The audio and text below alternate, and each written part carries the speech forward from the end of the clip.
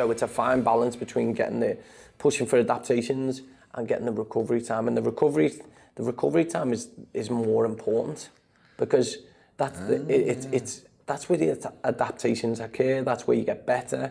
That's where you're recovering, ready, so that you're ready to perform for your next session. Right. So it's easier probably to get someone to train than it is to recover in some ways. In terms of athletes and at that level, but when you go into a higher level and so on, and you know, it's just trying to get the balance, getting them to place a big emphasis on recovery, because a lot of guys will try and push, thinking that, hey, if I keep pushing, I'm going to get better. Not necessarily. But then it's a balancing act, because then the recovery is just as important, if not more important. You get better in that time, you recover in that time.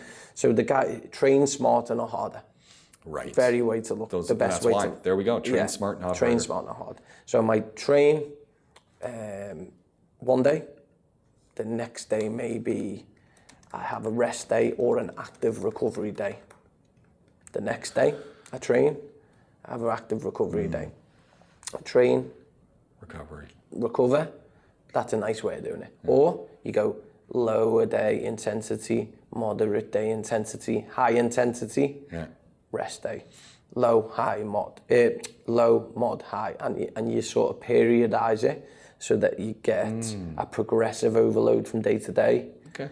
And you get a recovery in between. What do I mean by low, moderate, high? Good question. Okay, low might be a aerobic type session. All right. 30 minutes running. Nice. Moderate, okay, what am I talking about moderate? Is it volume I'm increasing? Is it intensity? Okay, you could maybe look at it, okay, instead of doing a low intensity steady state run, I might do a high intensity, but I'm gonna go 30 seconds on, 30 seconds off.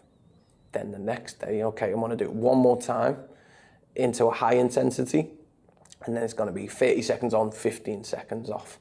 So you sort of get that low, moderate, high across the days, and then depending on what you add to that could be, all right, well, the high intensity day is I have a weight session in as well.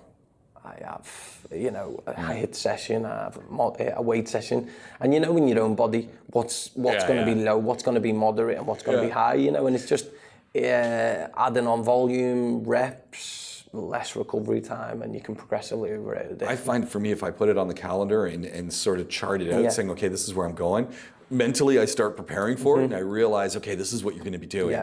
So I get there, whereas if I just kind of play it, you know, loosey-goosey, and just say, okay, well, what are we going to do today? I'm always set for doom, because I'm going to go for the least amount of effort at any given time, and I'll convince myself, I need to take another day. It's good. People write it down, and they're more inclined to follow it. It's been shown, the studies have shown that you write it down, this is what we're doing for the week, this is what we're doing for the month. Especially if other people can see it. You post it up somewhere, this is my calendar. Yeah, you're accountable then, aren't you? Yeah. You're accountable. But big emphasis on recovery. Don't go, just think I need to work 7 days a week and push. Recover hard, or should I say train hard, recover harder. And then in that recovery time, that's when the adaptations occur. You will get better, you'll be ready for your next session, and that would be more sustainable than it would be to just keep pushing, where you're going to put yourself at risk of an injury and not getting the adaptations to occur. That's what I would say. There we go.